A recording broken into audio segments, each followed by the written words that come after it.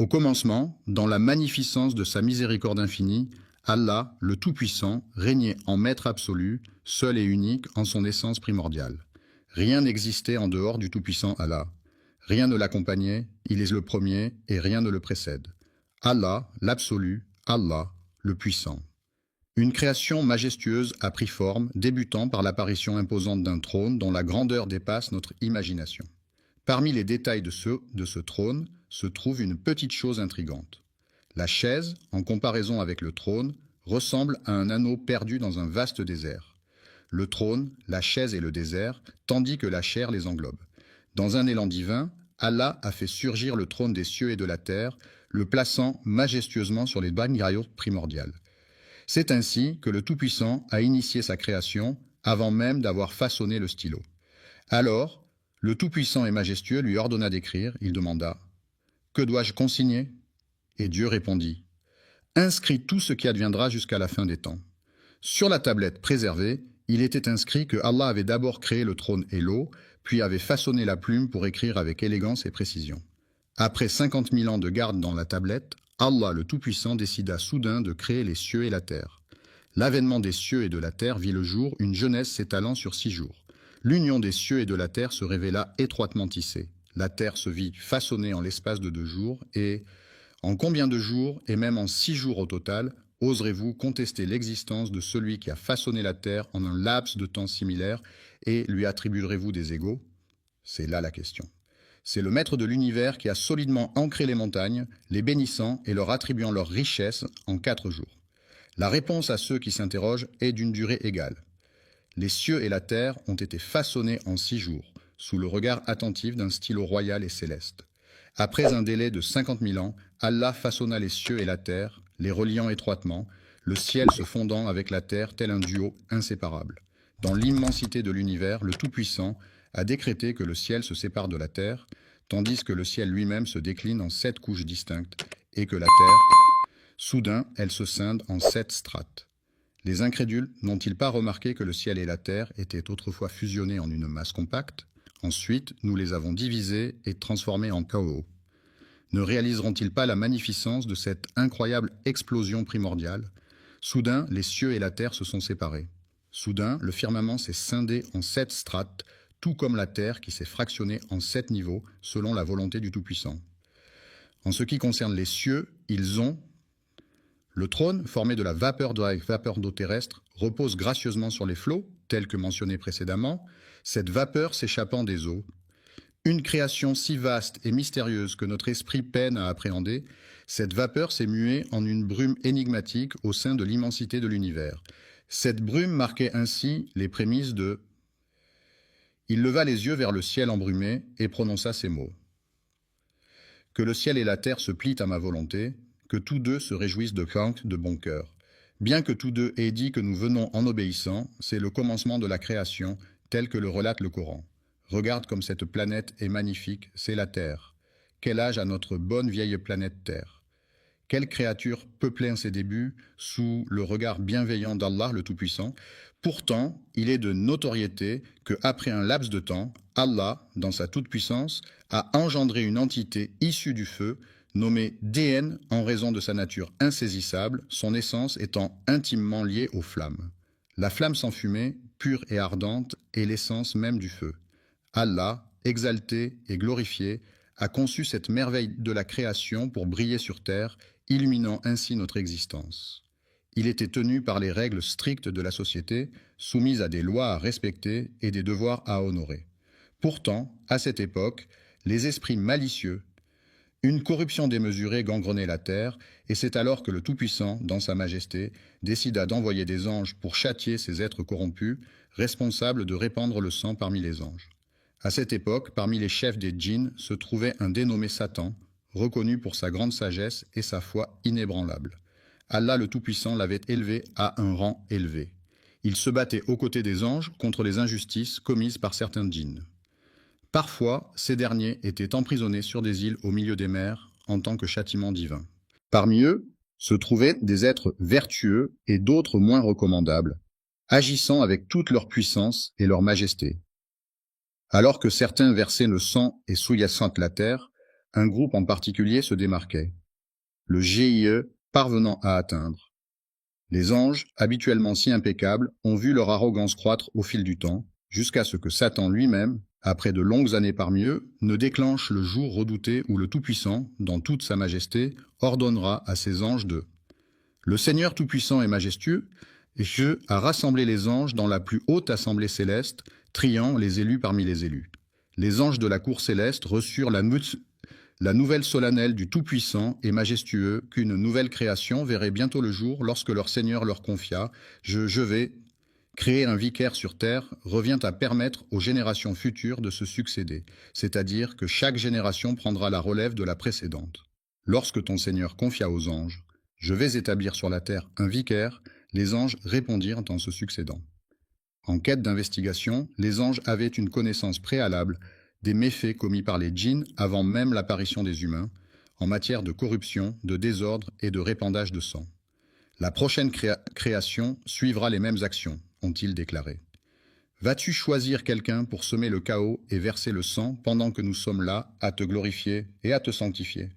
Si, ô Seigneur, tu désires être adoré par un peuple, nous sommes prêts à t'offrir notre adoration, à te glorifier et à te sanctifier, ô Allah. Il a répliqué avec assurance. En réalité, je détiens une connaissance que vous ignorez. Je perçois des choses que vous ne soupçonnez pas. Il pressent que parmi ces êtres humains émergeront des secrets insoupçonnés. Les prophètes authentiques et une création élevée au-dessus des anges ont entendu ces paroles. En vérité, je connais des choses que vous ignorez, car le Seigneur Tout-Puissant est omniscient. Le Tout-Puissant est majestueux. Allah connaît les secrets cachés dans le cœur de Satan, et il avait l'intention de les révéler aux anges, montrant ainsi sa grandeur et sa puissance. Le puissant et magnifique Créateur avait en tête de donner naissance à une œuvre de sagesse infinie, c'est ainsi qu'a débuté la création d'Adam. Quand le Tout-Puissant et majestueux a révélé aux anges qu'une nouvelle création verrait bientôt le jour, il a chargé Gabriel de descendre sur terre, ce monde où elle prendrait vie. Pour sa dernière œuvre, il demanda à Gabriel d'aller chercher de la terre, mais celle-ci refusa de se laisser prendre, murmurant « Je préfère rester ici, merci. Si tu cherches à m'amoindrir ou à m'effacer, tourne-toi vers Allah pour trouver refuge. » Gabriel redouta qu'elle ne se réfugie auprès d'Allah et revint ainsi vers son origine. Ainsi, le Seigneur, Allah le Tout-Puissant et majestueux, a dépêché l'archange Michaël sur terre pour en prélever un peu de son sol. Cependant, la terre, se sentant menacée, a invoqué son droit de refuge en déclarant « Je demande asile et protection. Si tu cherches à m'affaiblir ou à me faire disparaître, adresse-toi à Allah. » Craintif, Michaël se tourna vers son Seigneur et le Tout-Puissant et majestueux répondit à son appel. L'ange de la mort, tel un chef d'orchestre, inaugure le commencement et scelle la fin. Allah a dépêché cet être céleste sur terre afin d'en extraire les âmes, susurrant ainsi la terre. « Je me réfugie auprès d'Allah si jamais tu envisages de me diminuer ou de m'effacer, déclara l'ange de la mort. Et je me réfugie auprès d'Allah contre toute transgression à sa volonté, ajouta-t-il. Mon Dieu, qui m'a chargé de cette tâche, a ainsi choisi parmi toutes les nuances de la terre des sols aux teintes variées. Du blanc, du noir, du jaune, du rouge et plus encore. Parfois, entre les deux, se trouve un sol dur comme la pierre et un sol moelleux comme un nuage. Il a choisi ce sol parmi tous ceux de la terre, mêlant les bons et les mauvais. Ce sol a été prélevé à même celui dont il est issu. Une nouvelle œuvre allait voir le jour. C'est ainsi qu'elle fut baptisée Adam. La terre fut apportée, puis Allah, dans sa toute-puissance et sa majesté, ordonna qu'on y dépose. Nous avons divisé l'eau et transformé chaque élément vivant en un eau. Ce sol s'est métamorphosé en argile, conservant cette texture pendant un laps de temps, avant que sa nature ne change à nouveau. L'argile s'est transformée en une substance visqueuse, résultant en une cohésion accrue. À l'origine, elle provenait de la terre des ancêtres des hommes. Si des doutes vous assaillent concernant la résurrection, rappelez-vous que c'est de cette même terre que nous vous avons façonné. La toute première action fut d'arroser la terre, la transformant ainsi en une argile malléable. Et lorsque ton Seigneur annonça aux anges son intention de façonner un être humain à partir de cette argile, tout fut en mouvement. La cohésion s'est renforcée, transformant la matière en une argile collante. Après un certain temps, sa teinte s'est obscurcie et un délicat parfum s'en est échappé, la métamorphosant en une substance envoûtante. De la boue sombre prit vie, façonnée par le temps d'eau qui s'écoula, jusqu'à se métamorphoser en une œuvre de poterie. Cette création, devenue malléable comme de l'argile sous la pression, résonnait d'une mélodie céleste lorsque touchée, captivant ainsi les anges par sa nouveauté et son élévation. Alors que le tout-puissant et majestueux Al s'apprêtait à créer, Satan, parmi les anges, observait avec curiosité. Il tournoyait autour de cette argile sonore, sa forme creuse résonnant d'étranges promesses. À l'intérieur du vide, Satan se faufilerait par une porte dérobée pour ressortir par une issue secrète, piquant la curiosité des anges qui brûlaient d'en apprendre davantage sur cette étrange création. Personne n'osa s'approcher, sauf Satan rassurait les anges en leur disant « N'ayez crainte, j'ai le pouvoir de le détruire. Cela signifie que s'il se comporte comme les djinns, je le réduirai en cendres. S'il se révélait être un djinn, il rassurait en affirmant « N'ayez crainte, j'ai le pouvoir de le réduire à néant. » Au cœur de Satan, une étrange mixture de haine et de jalousie s'était formée, telle de l'argile. Ensuite, la pièce est devenue un sanctuaire oublié, figé dans le temps pendant 40 ans, sans qu'aucune âme ne vienne lui redonner vie. Les anges observaient en silence pendant que Satan rôdait autour, cherchant à semer le trouble.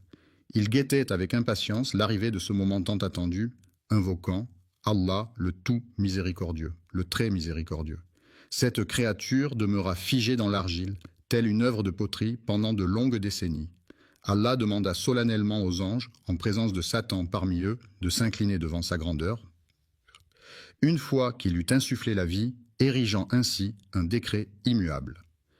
En l'honneur solennel d'Allah Tout-Puissant, je salue cette nouvelle créature comme un hommage à mon Père, à votre Père, et à notre Père à tous.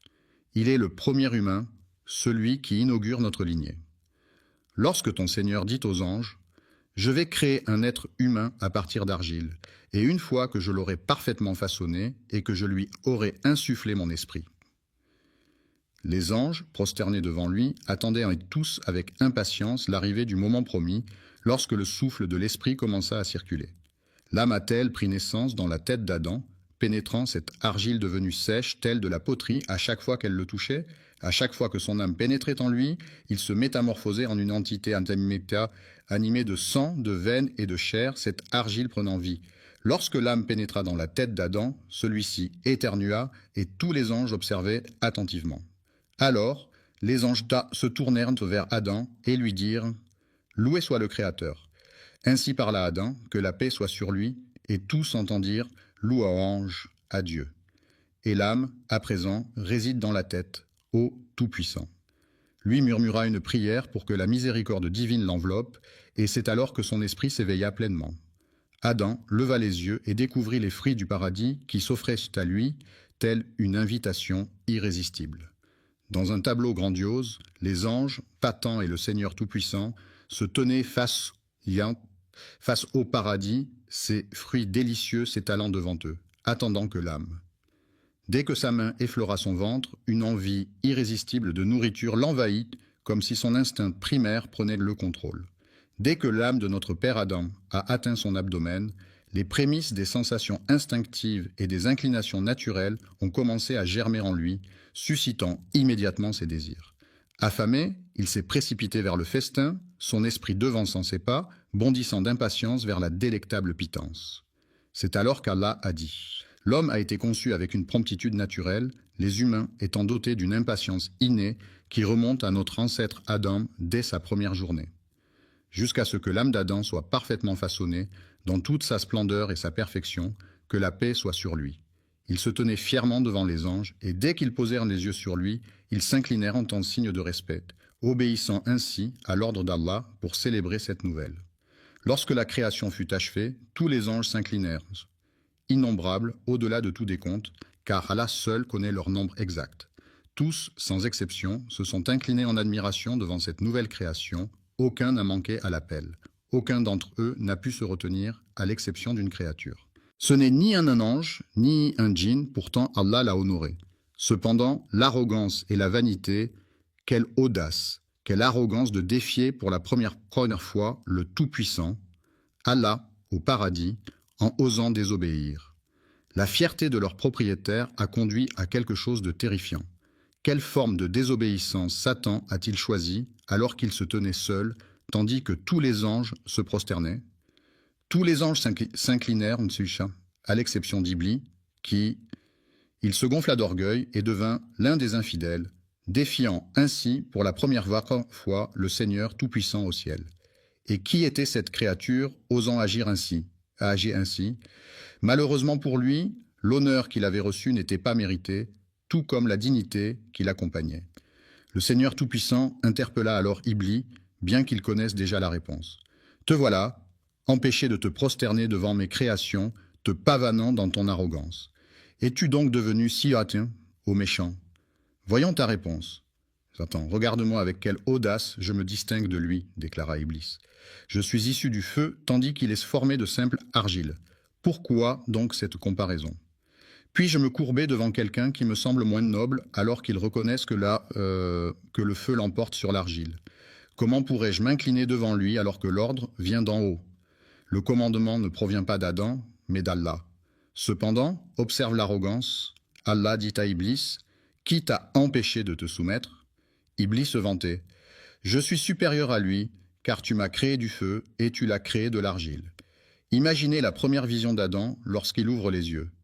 Les anges s'inclinent devant sa majesté, tandis que le Seigneur Tout-Puissant entame une conversation avec Satan, créant ainsi une scène de confrontation céleste.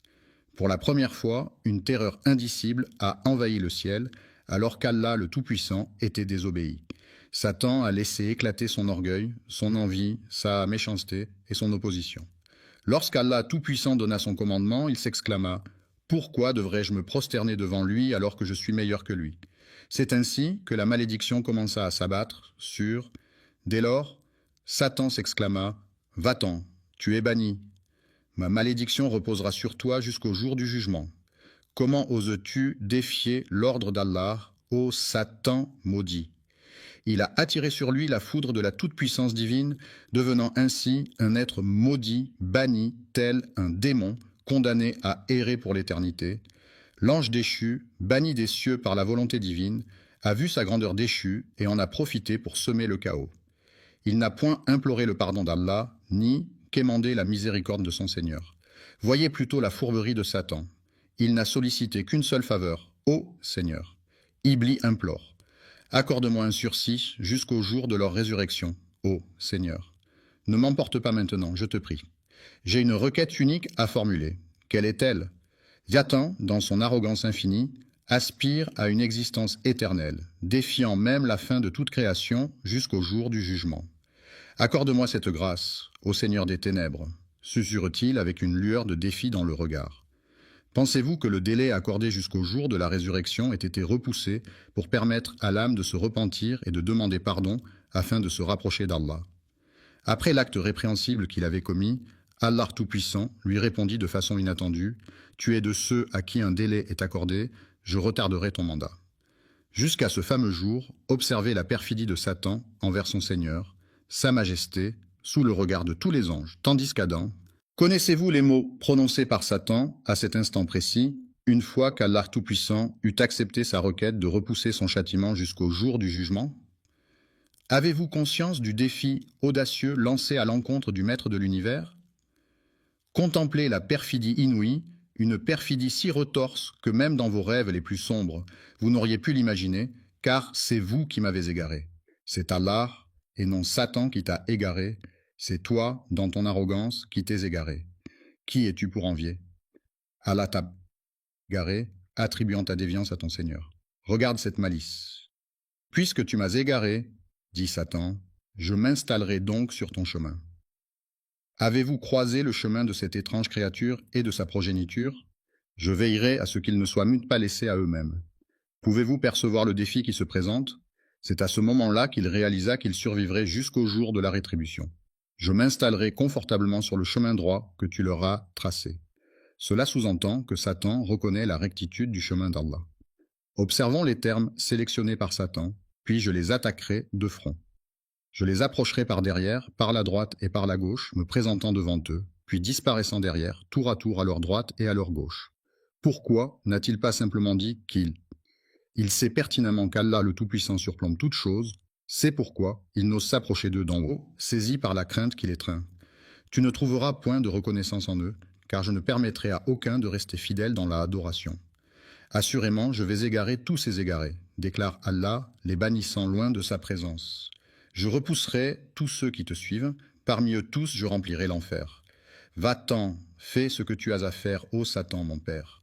Je remplirai l'enfer avec toi et avec tous ceux qui, parmi ceux qui te suivent, suscitent l'enthousiasme avec ta voix, rassemble contre eux ta cavalerie et ton infanterie, associe-toi à eux dans leur entreprise. Éleveurs de chèvres et de moutons, promettez-leur monts et merveilles, puis, à votre guise, déchaînez vos troupes contre eux.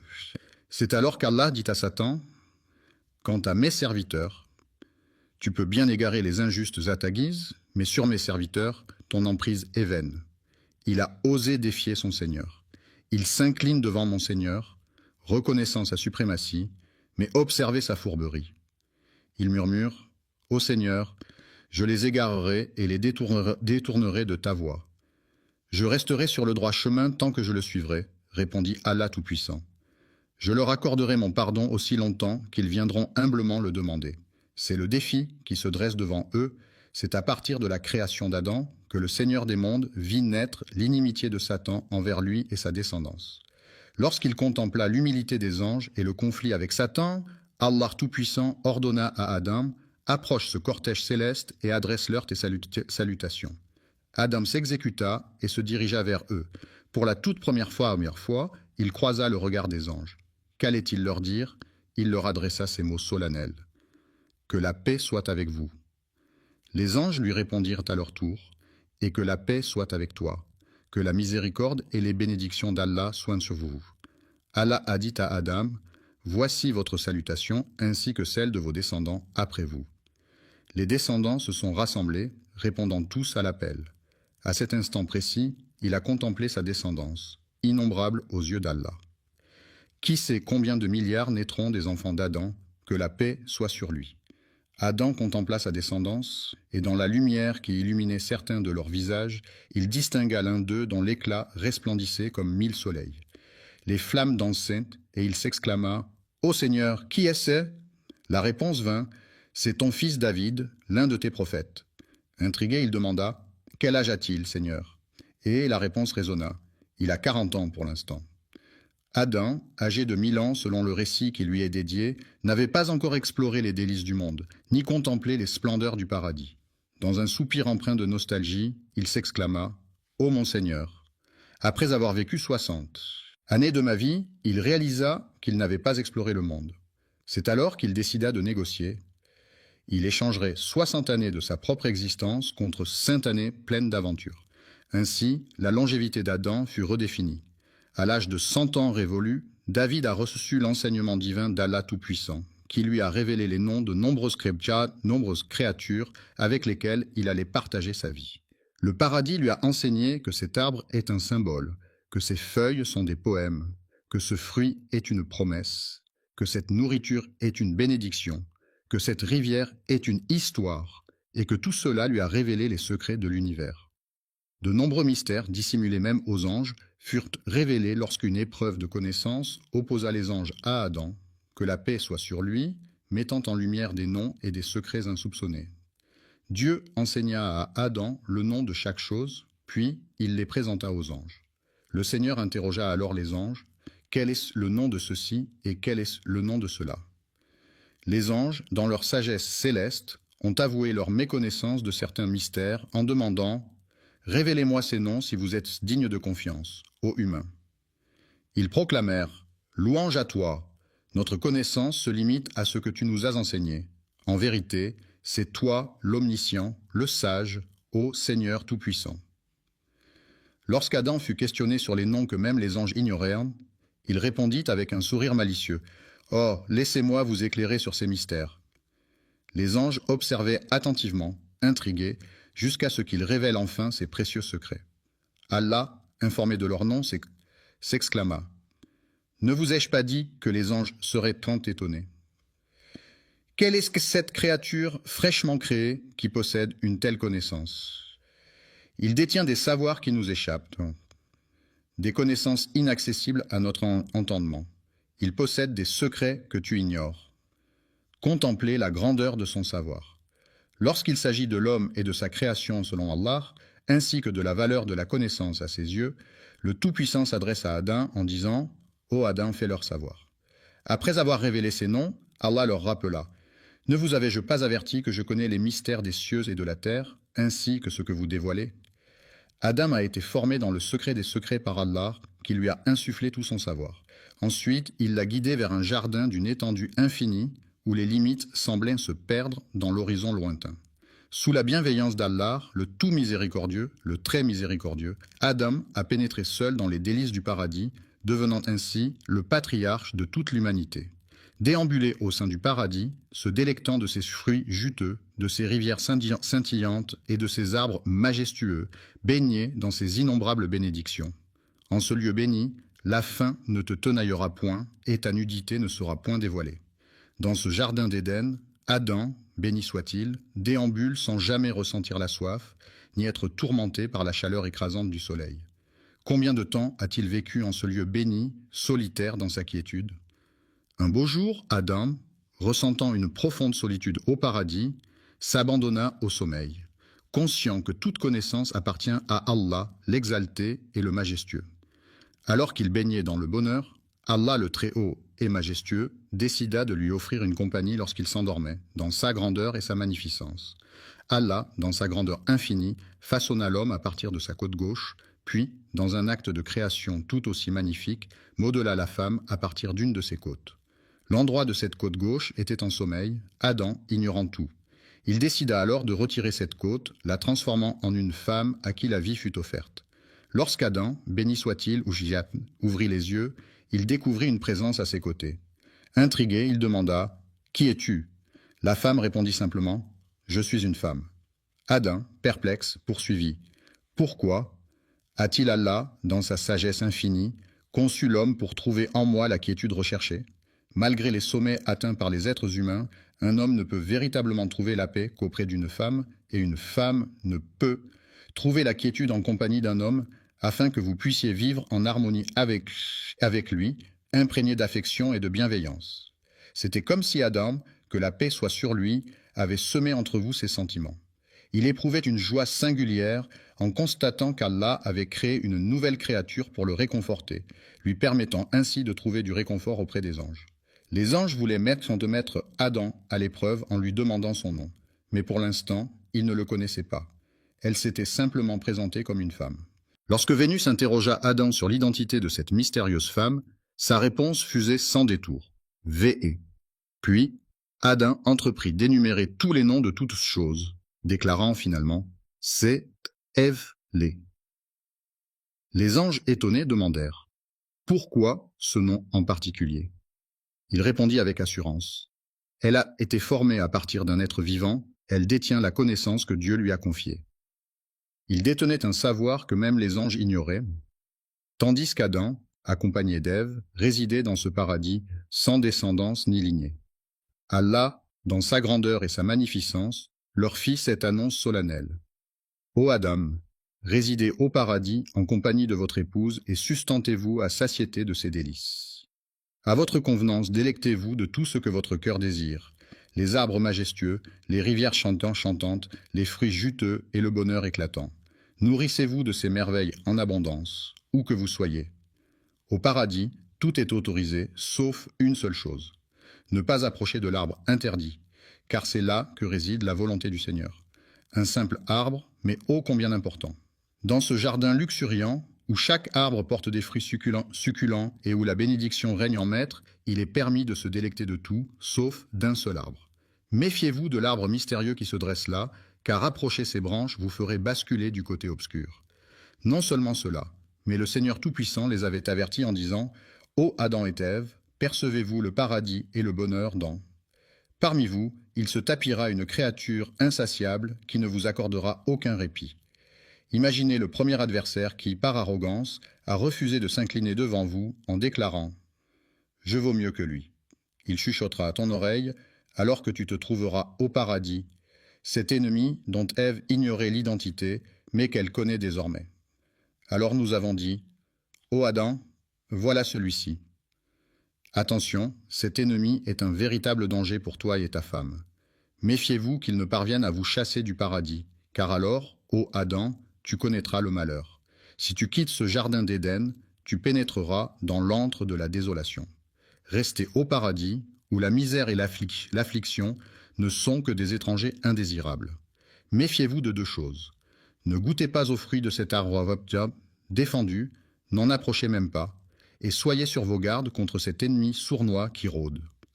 Il met tout en œuvre pour vous chasser de ce magnifique paradis, après de longues années passées aux côtés de notre mère, Ève, en compagnie d'Adam, que la paix soit sur lui.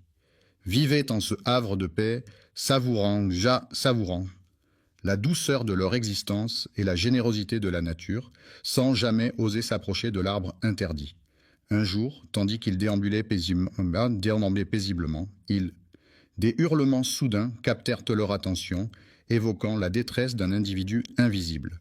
Se demandant qui pouvait bien être à l'origine de ces sanglots, ils s'interrogèrent « Pourquoi pleures-tu » Il a exprimé sa tristesse pour vous deux, tandis que vous vous épanouissez dans la félicité. Il a laissé échapper des larmes pour vous deux, conscient qu'un jour viendra où vous ne serez plus.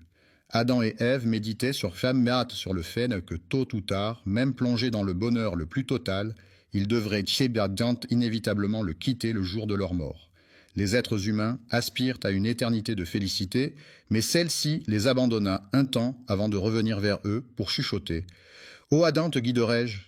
Voulez-vous goûter à l'immortalité de l'arbre éternel, aspirer à régner sur un royaume impérissable, rejoindre les rangs célestes des anges pour une éternité sans fin ?» Sa réponse fut un fervent oui. Comment a-t-il murmuré à travers les feuilles de l'arbre, révélant ainsi quel arbre était l'interdit qu'Allah. Connais-tu l'histoire de cet arbre, ô Adam, car de cet arbre, rien ne vous est étranger. Au lieu de cela, tu seras béni d'immortalité en goûtant à l'arbre, tu seras élevé tel un ange et échapperas à la mort. Votre Seigneur ne vous a-t-il pas simplement déconseillé cela?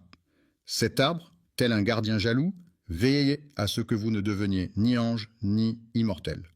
Au commencement, Adam doutait de ses intentions, mais il a prêté serment au nom d'Allah Tout-Puissant. Imaginez Satan, ce vil tentateur. Le criminel repenti, Adam s'étonna de voir quelqu'un prêter un faux serment au nom de son Seigneur. Il le rassura alors. « Je vous le jure, je suis désormais un allié fidèle pour vous deux. » Il s'éclipsait un moment avant de réapparaître près d'eux, murmurant mystérieusement, répétant ce manège à maintes reprises. Au début, Adam lui tint tête, cherchant refuge auprès d'Allah. Face à sa résistance, Satan ne lâcha pas prise et persista à le tourmenter pendant des années, jusqu'au jour où Ève suggéra à Adam « Et si nous tentions de déguster l'arbre sans le croquer, c'est savourer ses saveurs pendant que je me délecte devant vous. Si un incident survient, tu ne te sustentes point, mais si tout demeure calme, tu partages cette expérience gustative avec moi sous cet arbre. » Par ruse, il les entraîna vers cet arbre défendu par Allah, marchant devant eux. Allah les avait prévenus au paradis au sujet de deux interdictions, cet arbre et celui-ci. L'ennemi s'efface avec le temps, tel est le destin des humains. Comme Adam et sa descendance, nous oublions les discordes et nous affaiblissons, telle est notre nature. Chaque descendant d'Adam porte en lui la faille de son ancêtre. Adam, égaré, a rompu le pacte avec son Créateur pour suivre Satan jusqu'à l'arbre maudit. Ève a osé effleurer le fruit défendu sans enfreindre l'interdit, tandis qu'Adam, lui, y a succombé avant même qu'il ne partage ce fruit que Dieu avait enveloppé d'une aura lumineuse. Leur zone intime étant dissimulée, Adam ne pouvait contempler sa propre nudité, tout comme Ève ne pouvait observer la sienne. Une barrière les empêchait de découvrir la nudité de l'autre, les maintenant séparés. Une lueur caressait leur peau, les enveloppant d'une aura céleste, mais lorsque leurs lèvres effleurèrent l'arbre, Allah le Tout-Puissant leur retira brusquement cette clarté et cette majesté. Ils contemplèrent son maintien, leur nudité mise à nu, Ève prit son envol et Adam s'élança vers le paradis, prêt à tailler leur destin. Les feuilles de l'arbre se drapèrent pour cacher leur nudité, tandis qu'Allah, dans sa grandeur et sa majesté, interpella Adam. « Adam, cherches-tu à me fuir ?» Adam répondit humblement, « Non, Seigneur, je ne cherche point à m'échapper. Je rougis de toi, mais la dégustation de l'arbre rendit leur nudité visible. » Alors, Ils se couvrirent de feuilles du paradis, et c'est à ce moment que leur Seigneur les appela. N'avais-je pas expressément proscrit cet arbre de votre jardin, et ne vous avais-je pas averti que le diable se délectait à vous tendre des pièges, ô Adam? Les larmes commencèrent à perler sur leurs joues, tandis qu'ils murmuraient. Deux individus s'exclamèrent: Ô notre Seigneur, nous nous sommes vraiment fait du tort à nous-mêmes.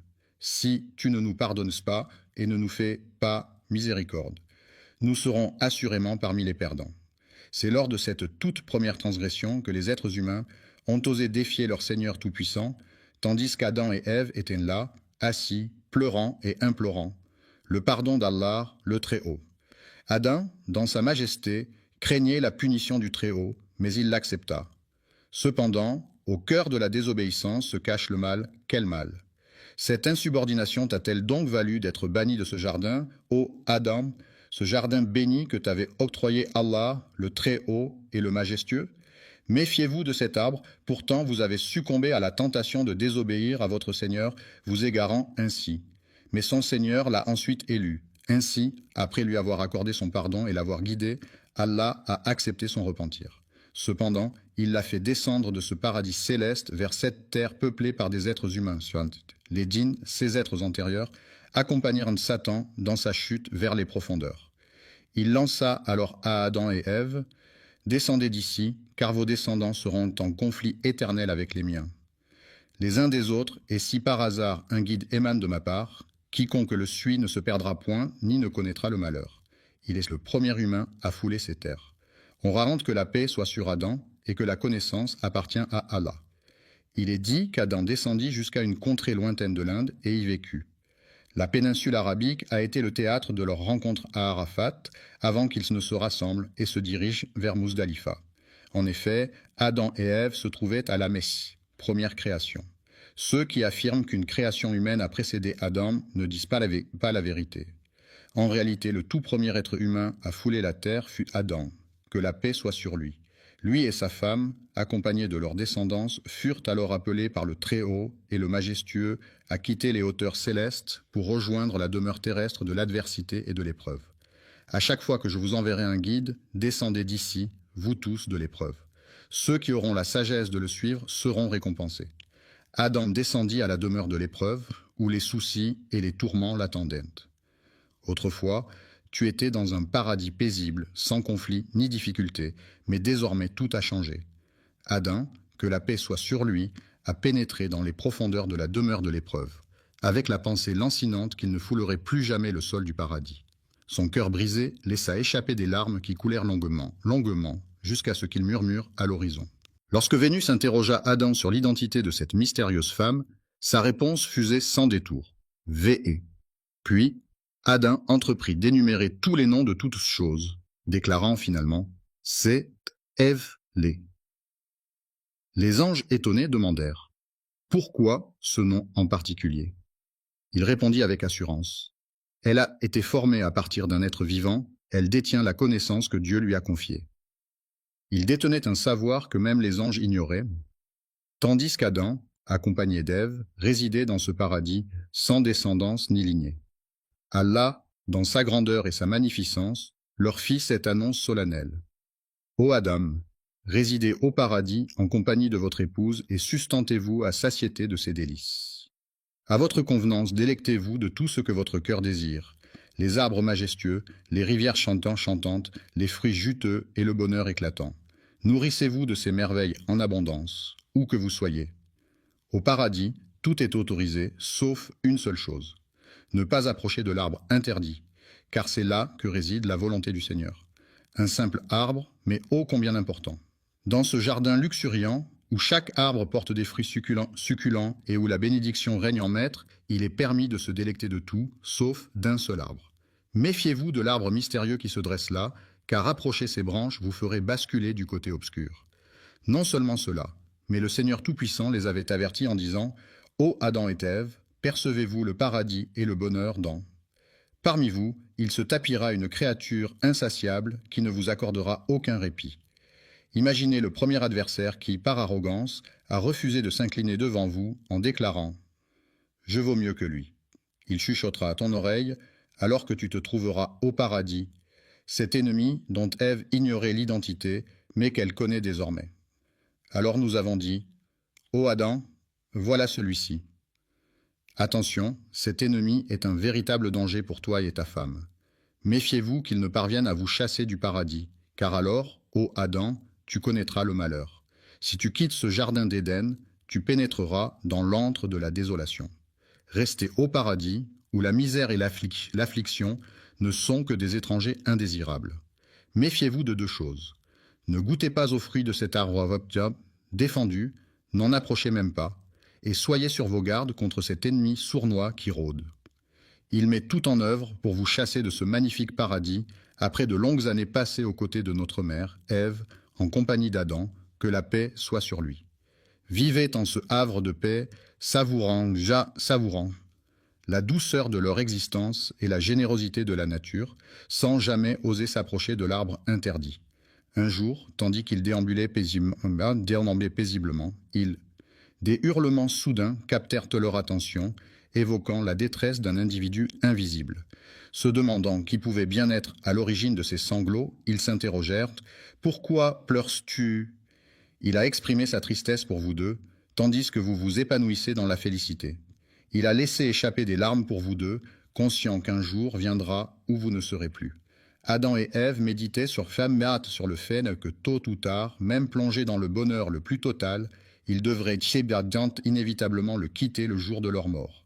Les êtres humains aspirent à une éternité de félicité, mais celle-ci les abandonna un temps avant de revenir vers eux pour chuchoter. « Ô Adam, te guiderai-je ? Voulez-vous goûter à l'immortalité de l'arbre éternel, aspirer à régner sur un royaume impérissable, rejoindre les rangs célestes des anges pour une éternité sans fin ?» Sa réponse fut un fervent oui. Comment a-t-il murmuré à travers les feuilles de l'arbre, révélant ainsi quel arbre était l'interdit qu'Allah. Connais-tu l'histoire de cet arbre, ô Adam, car de cet arbre, rien ne vous est étranger. Au lieu de cela, tu seras béni d'immortalité en goûtant à l'arbre, tu seras élevé tel un ange et échapperas à la mort. Votre Seigneur ne vous a-t-il pas simplement déconseillé cela? Cet arbre, tel un gardien jaloux, veillez à ce que vous ne deveniez ni ange ni immortel. Au commencement, Adam doutait de ses intentions, mais il a prêté serment au nom d'Allah Tout-Puissant. Imaginez Satan, ce vil tentateur. Le criminel repenti, Adam s'étonna de voir quelqu'un prêter un faux serment au nom de son Seigneur. Il le rassura alors. « Je vous le jure, je suis désormais un allié fidèle pour vous deux. » Il s'éclipsait un moment avant de réapparaître près d'eux, murmurant mystérieusement, répétant ce manège à maintes reprises. Au début, Adam lui tint tête, cherchant refuge auprès d'Allah. Face à sa résistance, Satan ne lâcha pas prise et persista à le tourmenter pendant des années, jusqu'au jour où Ève suggéra à Adam « Et si nous tentions de… » « Ô malheur !» s'écria le cadavre, « pourquoi suis-je si incapable d'être aussi majestueux que ce corbeau ?» Jusqu'à ce jour, il continue à appeler le cadavre de mon frère. Mais tu as commis un acte impardonnable, ô Kabi. Ton père, ce prophète vénéré, que la paix soit sur lui, ne méritait pas un tel sort. Vous êtes une poignée d'élus sur cette terre, mais avez-vous remarqué comment les chuchotements de Satan ont façonné son influence? Avez-vous pris conscience de cette emprise diabolique? Kabi s'est retrouvé impliqué dans l'acte criminel le plus retentissant de l'époque, le meurtre de son propre frère, un acte d'une gravité inouïe. Après avoir enterré son secret bien profondément, il décida de le déterrer et de le partager avec sa mère et son père, comme un trésor enfoui depuis longtemps. Lorsque le premier meurtre fut commis sur terre, Adam fut enveloppé par le chagrin, la paix s'éloignant de lui. L'un des fils de notre mère Ève est un meurtrier, tandis que l'autre est… Dans ce monde impitoyable, le Tout-Puissant les a prévenus. La trahison peut mener à une fin tragique. Veille à ce qu'il ne te chasse du paradis, car tu risquerais de te retrouver bien malheureux. C'est à ce moment que la douleur pointe le bout de son nez, que le dur labeur commence et que les embûches se dressent sur notre chemin. La vie, telle une arène de combat, de défis et d'adversité, voit naître deux destins contrastés. L'un se révèle être un meurtrier. Des années se sont écoulées depuis que Adam et Ève ont commis le premier meurtre de l'histoire et tout le monde a continué à vivre. Ils menaient une existence tranquille dans la petite maison au bord de la rivière jusqu'à ce qu'un troisième fils vienne agrandir la famille. Ils l'ont alors baptisé. Cela veut dire cadeau d'Allah.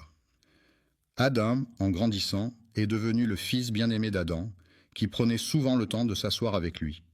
En lui distillant des enseignements et en l'initiant au mystère de la foi, il fut façonné jusqu'à devenir un fervent croyant. Certains prétendent que cet homme est devenu une sorte de prophète parmi les prophètes. Adam a suggéré à Seth de garder pour lui un certain secret, car Allah en sait plus long que quiconque. Il lui a annoncé qu'il avait ôté la vie de votre frère, et j'ai la crainte qu'il ne vous fasse subir le même sort. Redoutez qu'il ne vous jalousie pour la sagesse, le leadership et la prestance dont Allah vous a doté. Adam, inquiet pour son fils, lui a fait promettre de garder le silence à ce sujet. Frère, tremblant devant l'incertitude du lendemain, traversa des années et des années dans la peur constante. La descendance d'Adam entame son voyage à travers le temps, laissant les marques de son passage au fil des ans. Lorsque Adam eut vécu 940 ans, c'est l'ange de la mort qui vint à sa rencontre.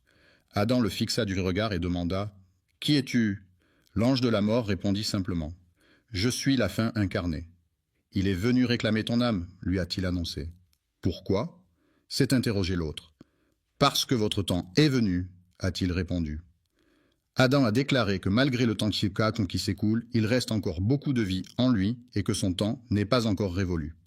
L'ange, encore inachevé, acquiesça et souligna « Tu as consacré 60 années de ta vie à ton fils. » David a répondu « Je ne l'ai pas fait », puis Adam a répondu de même. Adam a fait preuve d'une mémoire sélective en oubliant sa descendance, tout comme il a nié son existence. Adam a fait preuve de désobéissance, entraînant ainsi sa descendance à suivre le même chemin de désobéissance, selon la volonté d'Allah Tout-Puissant. Révèle les facettes d'Adam. Même enveloppé de perfection, il n'en demeurait pas moins doté de qualités humaines. J'ai refusé, car j'ai une durée de vie pouvant aller jusqu'à 1000 ans. C'est alors qu'Allah a informé l'ange de la mort de cette particularité. Il aurait la chance de savourer 1000 printemps, tandis que David demeurerait une faveur divine pour un siècle. Après avoir fait un détour de 60 ans, l'ange de la mort revint finalement vers lui. Eva a lancé un « dégage » catégorique, refusant toute visite de l'ange de la maison. Que la mort emporte son âme, s'écria Adam, mais qu'elle le laisse en paix, car mon heure est venue. L'ange de la mort est venu chercher l'âme d'Adam, que la paix soit sur lui dans ses bras immatériels. Le premier être humain était pleuré par sa femme et ses enfants, mais lui ne... Perdu dans l'incertitude, Gabriel est arrivé tel un guide pour enseigner à son fils l'art de laver son père. De quelle manière doit-on l'envelopper, l'ensevelir et accomplir la prière funéraire? Gabriel expliqua à son interlocuteur que cette pratique était ancrée dans ses habitudes, une tradition qui lui tenait particulièrement à cœur. C'est de cette manière que les disciples se multiplient à mesure que les âmes s'éteignent. C'est ainsi que le destin doit se jouer. Adam, le patriarche de toute l'humanité, a été soigneusement lavé, délicatement enveloppé, prié sur, puis enfin inhumé. Adam, le pionnier des prophètes et le tout premier être humain façonné de la main d'Allah, a rendu l'âme. Que la paix soit sur lui, celui qui est demeuré figé dans le temps, ainsi que sa descendance, tout comme Kabi et les siens. Les descendants d'Adam ont vaillamment poursuivi leur existence sur terre pendant un laps de temps, bravant les épreuves et les joies de la vie après lui, que la paix soit sur lui. Au commencement, ils étaient peu nombreux à se tourner vers lui, mais bientôt, leur nombre a commencé à croître de façon exponentielle. Sous la direction bienveillante du fils d'Adam, ils furent éclairés par sa sagesse et guidés par sa bienveillance. La descendance de Kabi se développait à vue d'œil, se multipliant à travers les générations. La descendance de ces êtres s'est dispersée aux 4 coins du monde, essaimant ainsi sur toute la planète. Les descendants de Kabi se sentaient moins légitimes et décidèrent alors de partir chacun de leur côté. Ils ont stagné dans cet état pendant des années, puis des décennies, et encore des siècles. Depuis des siècles, certains ont cédé à la tentation du péché et de la transgression, formant ainsi un groupe hétéroclite. Les fautes et les péchés se sont tous échoués sur le rivage du mono. Aucun individu, aussi nombreux soit-il, n'osait établir la moindre connexion. Certains d'entre eux ont commis des péchés envers Allah, en particulier parmi eux. Les descendants de Kabi ont fait l'impasse sur le polythéisme pendant une durée indéterminée. Est-ce que 10 décennies, équivalentes à un millénaire? Un millénaire s'est écoulé, et pourtant, ce siècle ne ressemble en rien à ce qu'on en dit. Pendant 10 siècles, les êtres humains ont vécu dans l'oubli total d'Allah. Les individus se sont adonnés à des actes répréhensibles et à des violations, à l'exception de l'idolâtrie à laquelle les gens ne s'adonnaient pas. À l'origine, une seule communauté constituait une seule nation, unie dans son adhésion. Le monothéisme demeura inchangé pendant 10 siècles, jusqu'à ce que survienne l'événement redouté, car Satan ne dort jamais. Ce n'est pas seulement en commettant l'adultère, en buvant de l'alcool ou en tuant que les gens expriment leur désir de transgresser les normes sociales. Pour lui, cela n'a aucune importance car ce qu'il recherche avant tout, c'est d'être en relation avec eux. Des associés à Allah, car le polythéisme efface toute chose et les voue aux flammes de l'enfer pour l'éternité. Il était une fois, dans un lointain futur, après 10 siècles se sont écoulés, 5 individus justes sont apparus. Il fut un temps où l'on se plaisait à évoquer les actions des 5 individus vertueux. Ils échangeaient des mots sur leurs réunions, discutant de leurs prières et cérémonies, s'en imprégnant comme d'une douce mélodie. Il était émerveillé à chaque fois qu'il croisait l'un d'eux, se rappelant ainsi d'Allah. Leurs simples apparitions avaient l'effet d'un rappel puissant, comme un conseil silencieux. Le pécheur, pris de remords, se confesserait à Allah et renoncerait à sa pratique, honteux de ses actes. Leur désobéissance, loin d'être un signe de rébellion, pourrait bien être le reflet de leur intégrité intransigeante, les poussant à demander pardon. Le nom de ce guerrier était Wad, Sowa, Yagout, Yaou et Nasser. 5 âmes, unies par leur dévotion et leur piété, se tenaient ensemble, fidèles serviteurs de la justice. Même après que l'un d'entre eux ait rendu l'âme, les gens étaient encore profondément attristés par la volonté toute-puissante d'Allah. Que devrions-nous faire dans de telles circonstances?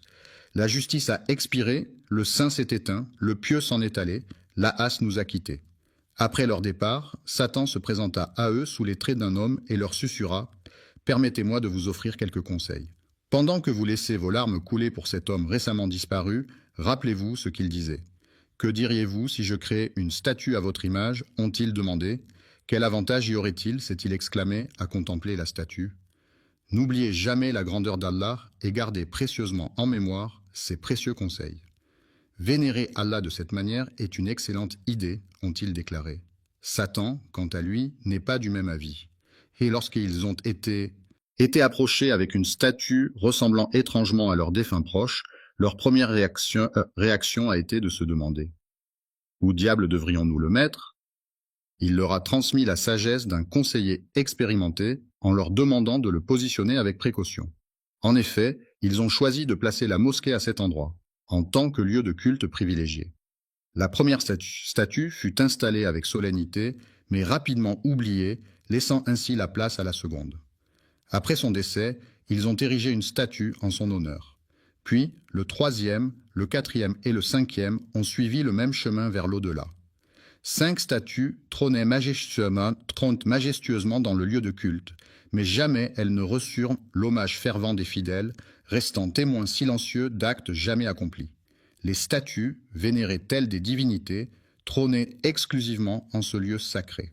Chaque fois qu'ils posaient les yeux sur ces statues, ils se remémoraient la grandeur d'Allah. Ils contemplaient avec admiration cet acte tout-puissant. Une génération s'est écoulée, puis une autre. Une nouvelle vague de jeunes a surgi après que la génération précédente ait enfin décidé de rendre hommage à ces figures emblématiques. Elle n'a pas exactement adoré ces derniers, mais ils ont fini par gagner petit à petit son admiration. Les générations se sont passées le flambeau de la sanctification de ces statues jusqu'à ce que, lorsque le savoir s'évanouit et que tous les érudits s'éclipsèrent, c'est alors que l'aube de l'ignorance pointe timidement. Ils se sentirent diminués en leur présence, et bientôt les individus se mirent à quémander les faveurs de ces statues. À cette époque lointaine, les gens ont commencé à se tourner vers eux, cherchant leur intercession auprès d'Allah. Il a fallu attendre 10 siècles après le décès d'Adam, que la paix soit sur lui, pour que le polythéisme fasse son apparition. Une étrange rumeur s'est mise à voyager à travers le monde, semant la panique. « Oh mon Dieu, que se passe-t-il ? Les gens ne... » Autrefois, tous ces individus ne faisaient qu'une seule entité harmonieuse. Après avoir partagé une même foi, ces croyants se sont égarés sur des chemins différents, et c'est alors qu'Allah a envoyé des signes pour les guider. Avant que les prophètes ne soient envoyés, l'humanité n'était qu'une vaste tribu unie. Jamais ils n'ont flirté avec le polythéisme, mais ils se sont laissés emporter par... Ils ont commis bien des fautes, mais jamais ils n'ont osé s'aventurer dans les méandres du polythéisme. Saviez-vous cela? Depuis des lustres, Satan ourdissait ses complots. Connaissez-vous le temps qu'ils ont passé à suivre ces sinistres traces? Mais au fil des âges, de génération en génération, les individus ont initié ce processus. Disposer des idoles comme rappel que Dieu Tout-Puissant surveille de près les ruses de Satan, jusqu'à ce moment où ils ont commencé à vouer un culte à ces objets en lieu et place du Dieu Tout-Puissant. Ils ont murmuré à l'unisson. N'oubliez jamais vos dieux, n'abandonnez jamais le Wad. Yahou et Nasra sont les idoles de Sohoua. Le polythéisme a fait son apparition sur Terre, égarant déjà plusieurs esprits. Au fil des âges de l'humanité, un message inédit s'apprête à faire son apparition, mais il semble que son arrivée ne soit pas la bienvenue. Quelle est la différence entre un prophète et un messager? Le prophète réitère la foi qui l'a précédé, tout en y apportant sa propre lumière. Un messager délivre un message inédit. L'humanité est désormais en demande d'une fraîche missive destinée à inaugurer la lignée des messagers à venir. Adam, considéré comme le premier prophète de l'humanité, laissera bientôt place au premier messager destiné à l'humanité. Connaissez-vous les mots prononcés par Satan à cet instant précis, une fois qu'Allah Tout-Puissant eut accepté sa requête de repousser son châtiment jusqu'au jour du jugement? Avez-vous conscience du défi audacieux lancé à l'encontre du Maître de l'univers? Contemplez la perfidie inouïe, une perfidie si retorse que même dans vos rêves les plus sombres, vous n'auriez pu l'imaginer, car c'est vous qui m'avez égaré. C'est Allah, et non Satan qui t'a égaré, c'est toi, dans ton arrogance, qui t'es égaré.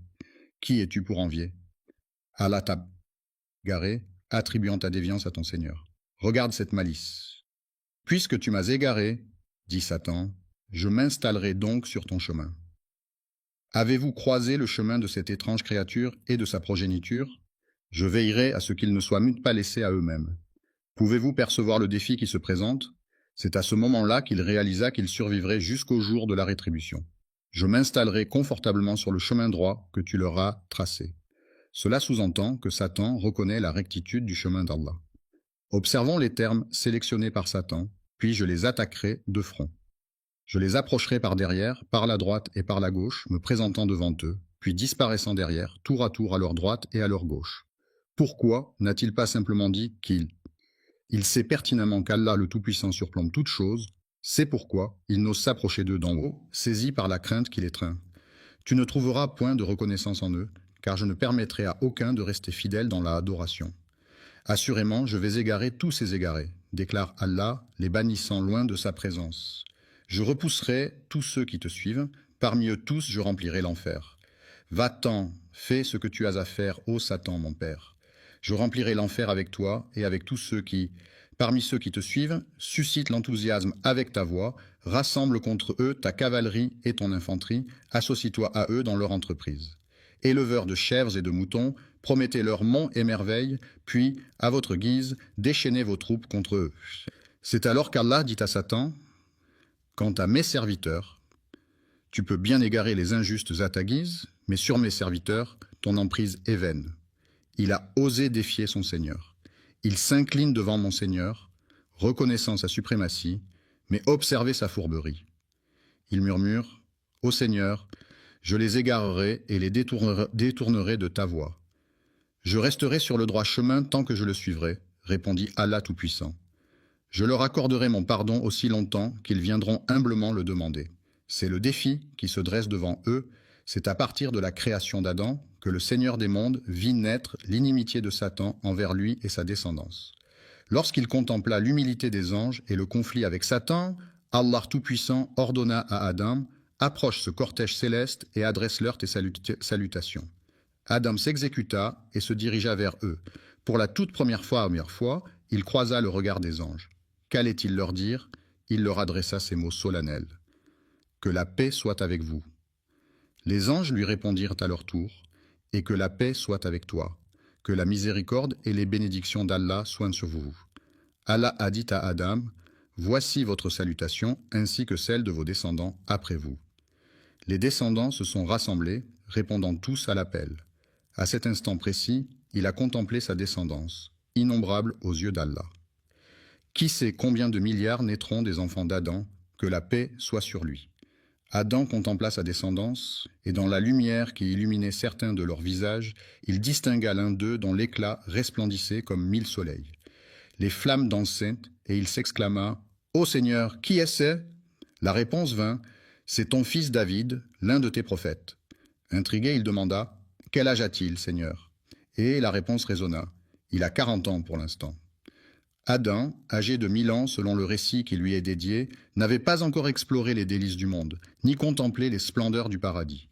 Dans un soupir empreint de nostalgie, il s'exclama « Ô mon Seigneur !» Après avoir vécu 60,